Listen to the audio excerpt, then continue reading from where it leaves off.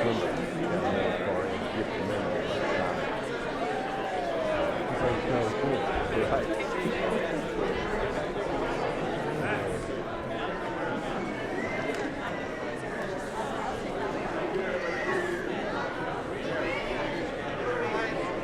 Ten kids, you know? From the costume? Yeah. How are you? Oh, thank you. Your wife getting here? Yeah. I need the money. So don't tell her I said that. Right. I think it's so.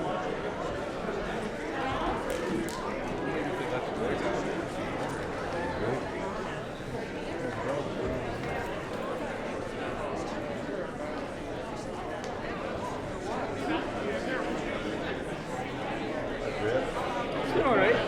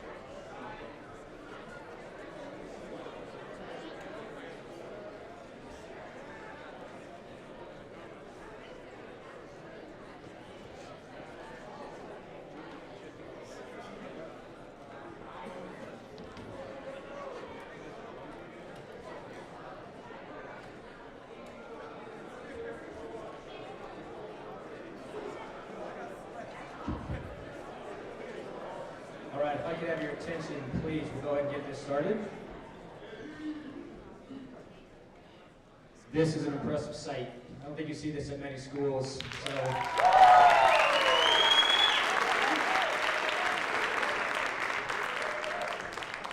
We want to start this out in the right way today. And the right way is to start by saying a prayer and thanksgiving for everything that we have and everything that we've been given. I've asked Coach McPhee to start us off with a prayer this afternoon. If you would close your eyes and get quiet and bow your heads, that would be great. Thank you. Father, we are so excited that we could be here today. We're so thankful that we're here today. First of all, we want to thank you for everything you've done for us. And we also want to thank you for these young men, their families. We're so thankful for the ability that you have given them and the blessings that you have given them. That we ask that you would watch over them, that you would protect them as they continue their journey. And we ask all these things in your Son's name. Amen. Once again, how many schools can start out a day like this, like that? That's pretty cool. Welcome to everybody. Thank you for being here. This is a big day for a lot of folks. We have a lot of special guests here, but in particular, we have a lot of folks here from the media. Anybody seems to be here. Channel 9, Aurora Sentinel, Denver Post, USA Today. Who am I missing? Welcome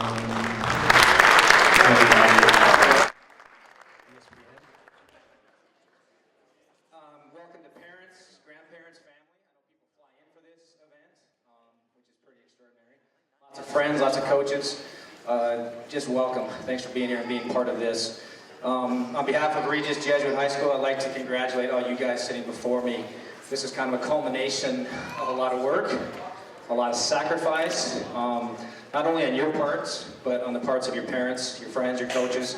I always try to remind you, even though you've probably already done it, to make sure and thank those that have made this possible, that have gotten up early, taken you to practice, or helped you with homework, or done whatever. There's a lot of people that go into helping you with this, so make sure you thank those people if you can. These guys have got it done not only in their particular sport, but I, just for fun, wanted to add up their GPAs and kind of get an average as to how they perform in the classroom. The average GPA for all these guys sitting right here is a 3.53, which is amazing when you think about it.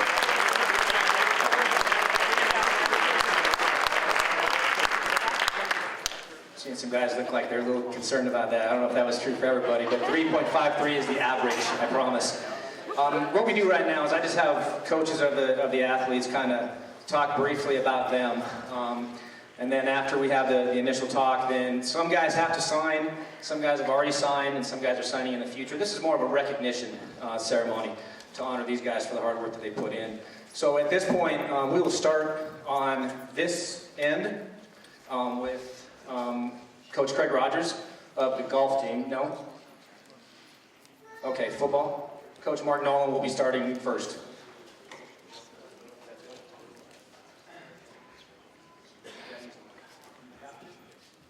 I'm told I have to use the mic. But you guys can hear me just fine, right? Okay. All right. So first guy I'm going to talk about here is Chris Martin. Chris Martin is signing with Augsburg, wonderful institution. Chris has worked very hard, like all of these guys, in the classroom, on the ball field, to develop himself and give himself this opportunity. Obviously, we're all proud of all these guys, but especially here with Chris Martin, a guy who's overcome some adversity and pushed through and really found a great fit in Augsburg. And like so many of these guys, when they go through the process of recruiting, you're not necessarily sure what they're going to discover about themselves and discover during the process of where the best fit is for them. But in the end, usually it's like, oh, okay, that is a good spot for that guy. And so when Chris said, hey, Coach, I'm going to Augsburg, I'm like, that's a great school. What a great opportunity. So happy for Chris in that example.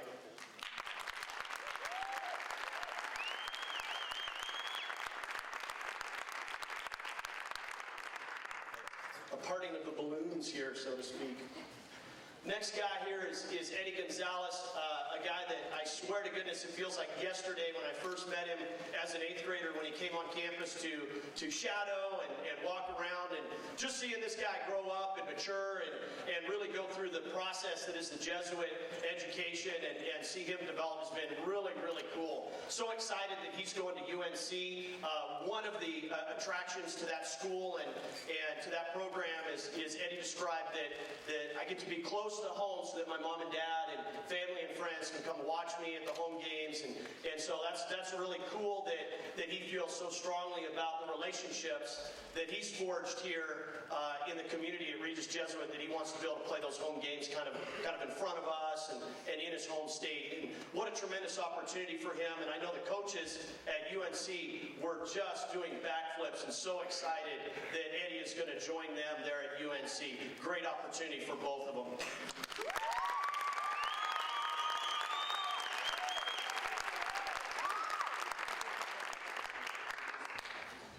Okay, this next guy, Jack Volley, going to Penn, and not only is that an incredible school and an incredible opportunity for him to get his education there and play football, but he also got into the Wharton Business School, and anybody that knows anything about that world knows that there are plenty of people who work at amazing jobs and will walk away from those jobs or take a sabbatical of sorts to go back to school in their 30s and sometimes in extreme situations even in their 40s, and they'll go back to school and get into that institution, and yet Jack has been admitted, and they only admit 300? Roughly 300 people a year into that special business school. And so what a tremendous opportunity, and really not only a feather in Jack's cap, but also as an institution, Regis Jesuit, that he's able to get accepted to that program and go off there and really create an amazing opportunity for his family, a legacy there, and go kick butt there in football and business school, and really just have a great time there at Penn, and certainly something that he and all of us are going to look back on and go, that opportunity is really a game changer. So obviously pleased for Jack and his family.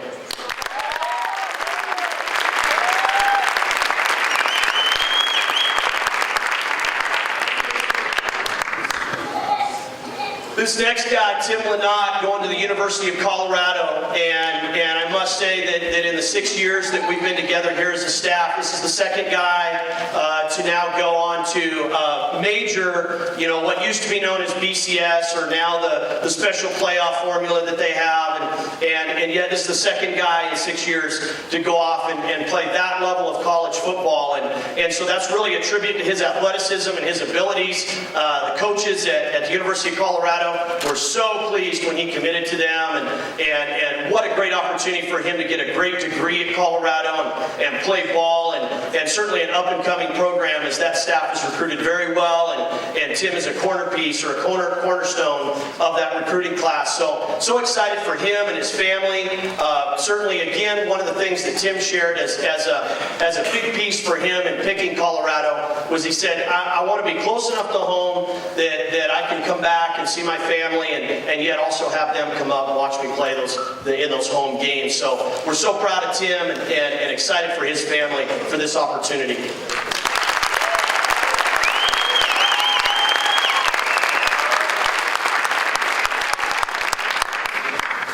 Trevor Williams is going to the University of San Diego. Anybody that's spent some time in San Diego know that it's an amazing place. And then kind of the crown jewel of that area is that campus. And if you've been to that campus, it is like a country club. The scenery is incredible, and the place and the location amazing. And Trevor's going to have to show some amazing restraint to go to class and take care of business in the weight room, because it is like vacation land there, and it is amazing.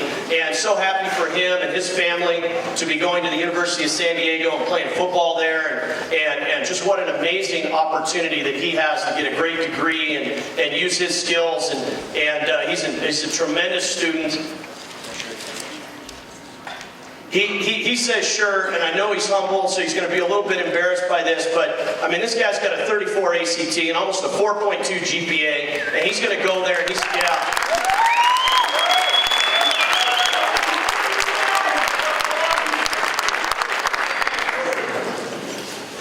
what a great opportunity for him to go there and just be a rocket on the field, in the classroom, and just take care of business. So we're all so pleased for him.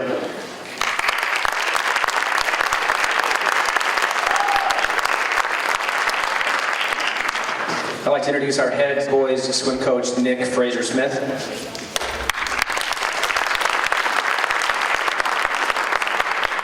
I'd just like to start off by congratulating all these young men that are sitting at this table. It's pretty amazing having been here for so many years and just seeing these numbers grow. It's pretty incredible and quite an honor. So congratulations to all of you. Incredible job. Ben here has been looking around for the past, ever since early November, and has come to the feeling that he's going to go and swim for Idaho. What a wonderful place, and I think he's going to be an exceptional addition to their program and to their school. Ben was a member of three-time state championship team here at Regis Jesuit High School, and getting ready to get started with the next season coming here in a couple of weeks. Always, what's gotten to this point is just incredible hard work and dedication. When you see Ben in the water, you always know he's trying his hardest and pushing to every extent that he can possibly, and just reaching for those goals and achieving whatever he can as we get to the end of the season. And what an additional person, character-wise, as well as hard work in the swimming pool, and that's what's brought him to this wonderful opportunity to be able to go and then swim for a college and a program. Incredible, very proud of him, and congratulations very much, Ben.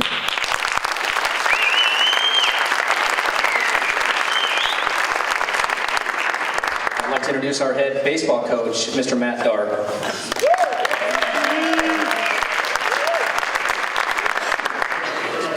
I get the privilege of these three guys introducing them. And I think we're going to hear a lot today as we go down the line of the quality of these kids, not just as athletes, but as students and as people. And that's certainly with all of these guys here, the common trait. And this is kind of, this has been neat for me, my second year here. Last year, obviously being first, I didn't know those guys as well, but to now go through the process a little bit with each of these gentlemen and see them and the opportunities they have, get to know them, and really just see what they're all about. And these guys are kids that I'll really miss, and I'm really excited for the opportunities that they have. Not just obviously on the field, but just great kids, and really excited to see what that's going to be like for them. So first one, Wes Stark. Wes has worked exceptionally hard to be where he's at. The opportunity to go play baseball at the University of Sioux Falls next year. Really proud of him. Just a hard-working kid, and really a tribute to that if you put your mind to it and work hard, that you can achieve the goal, and now he'll be playing college baseball next year. So Wes Stark.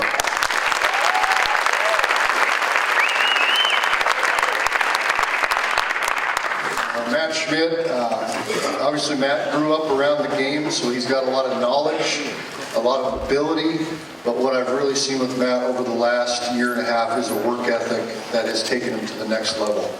And obviously the opportunity to go play at the University of Texas, one of the better programs recognized nationwide, is a tribute to all of those things, but I do want to really hit on the fact that Matt has worked exceptionally hard, especially over the last several months, becoming faster, becoming stronger, to give himself an opportunity to play at a school like that. So I'm really excited for Matt and his opportunity.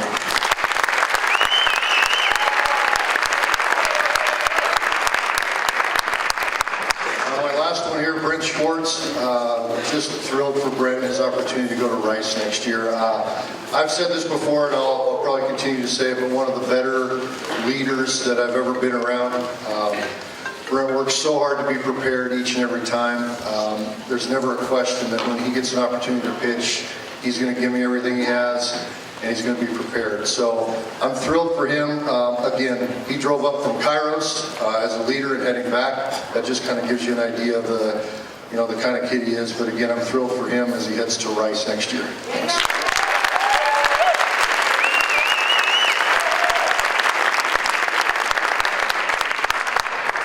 Our head soccer coach, Mr. Rick Wolf.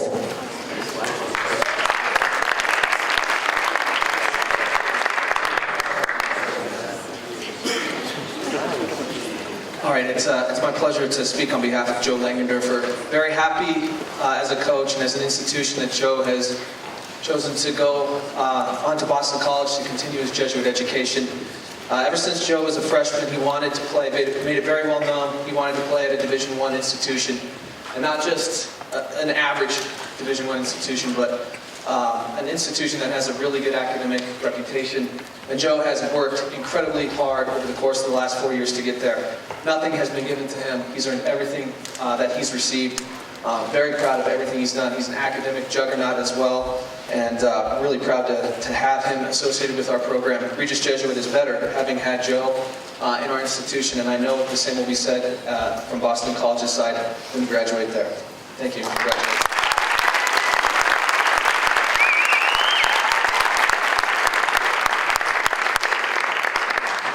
Our head golf coach, Mr. Craig Rogers.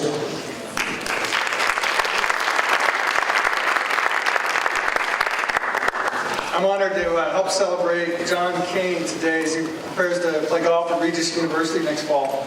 John's also an outstanding hockey player, shoots a mean game of pool. But he didn't play the game of golf his freshman year even at school. It's quite an amazing story. He took it up before his sophomore year, made the team in his junior year, and played varsity for us this year, and now going to play college. I've never seen that happen before, but it owes to his hard work and his exceptional talent. John, we're awfully proud of you. Congratulations.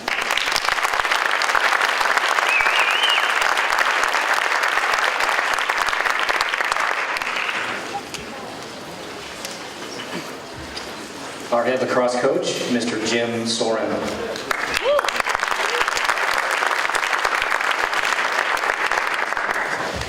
Thank you. If you don't mind, I'm going to avoid the balloons and just talk about our players from this location. First off, all these players are members of the state championship team. Yeah.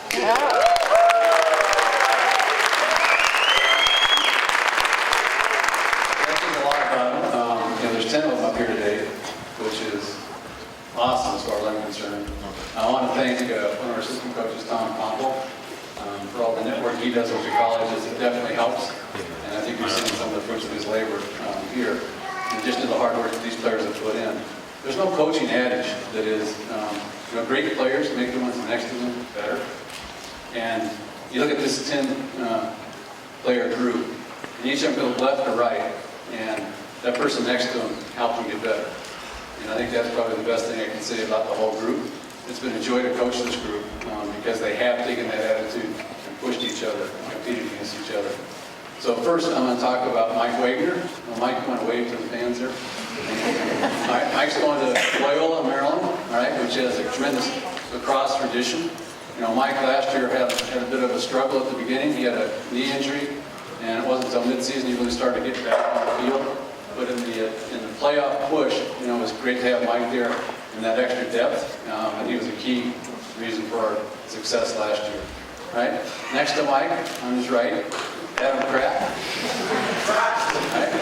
Adam's going to the Air Force Academy, and Adam's been one of our close defensemen for a number of years. He's the one we give the assignment to take the quickest and probably the shiftiest tackling all the time. And he's a tremendous shutdown defenseman. An all-league player for us last year. Right? Next is Chet Dunstan. Chet's also going to the Air Force Academy. Right? Chet, in last year's playoff push, in 4 games, had 16 points. That's pretty amazing. He was also an all-state selection, and one of the 3 reasons why we've been successful the past couple of years. Right? Next to him is Ben Becker. Right? Ben is going to be going to Hobart, or the Statesman. I think that's their nickname, Statesman. Yeah. Hobart has a tremendous legacy in lacrosse also. It's very flattering, I think, to Ben that he's been selected by that school. Ben is a very diverse athlete. He's an athlete that we play at both attack and midfield. Gives you a lot of tough combinations to try to match up with, and tremendous player for us. One of our captains last year also. Next to him is Truett Davis. All right, Truett is going to the Colorado College. Truett was our high scorer in 2013. Last year he had a hiatus in play where he missed 3 or 4 games, but he was still an all-league selection for us, and really a wonderful attackman and a great setup man. Right? Next to him is Matt Soren. Okay, kind of a strange last name, but obviously just like my nephew, Matt. Matt's going to a Drexel, and he'll be a Dragon at Drexel. Matt, last year was All-State, and then he was All-State MVP in the state championship game. Okay. Next is Chase Conkle, right? Chase is a midfielder for us. Chase is known for a big shot. Probably the one I remember most last year was our overtime win against St. Ignatius, which was a huge win for us and kind of got us on the march, I think, to the state championship. He's a tough matchup because of his size. He's kind of slouching down there now, but because of his size, what coaches really appreciate in a midfielder is somebody that can play both offense and defense. And Chase definitely does that, right? Next is Simon Kwan. All right, Simon is another midfielder for us. He's going to Sacred Heart. This year he'll be following Jimmy Easer, who's the captain there this year, I believe.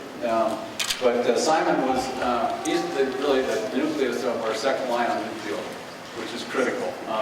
And he contributes both in the scoring column and then also playing defense. Next is Brett Portuccio. Brett is our goalie. Brett will be going to the University of Delaware. And I forgot to mention this, that's where Chase Conkle is going also. The Blue Hens there together, right? The University of Delaware. You know, goalie is, well, it's an insane position. I'm sorry. But if you ever want to see how somebody should play the game, you go back over the tape in that championship game last year in the third quarter, where Brett had 8 saves. Cherry Creek was kind of back in the game, 8 saves. And it's a piece of film that I'll treasure forever. So they're lucky to get him, and they've got a premier goalie there at the University of Delaware. Mr. on the table was Mackenzie Hyman. Now, Mackenzie is one of our defensive middies. Couldn't be here today, but he's from the University of Rock, and he's playing what I think is one of the more difficult positions in lacrosse. That's defensive midfield, and with his speed and size, he's a great candidate for him, and he'll follow up. There's 3 alums here right now at that institution. So, a tremendous group of kids, and it's been a pleasure to coach them.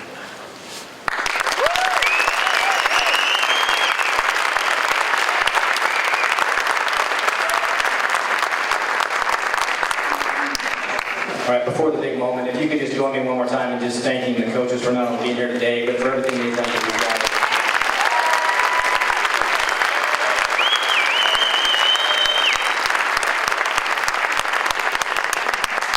It's about that time. If you want to edge a little bit closer, if you want to take pictures of this opportunity when they're signing their letter of intent, you're more than welcome to do so. But guys, this is that time to pick up the pen and commit yourselves to the next 4 years, please.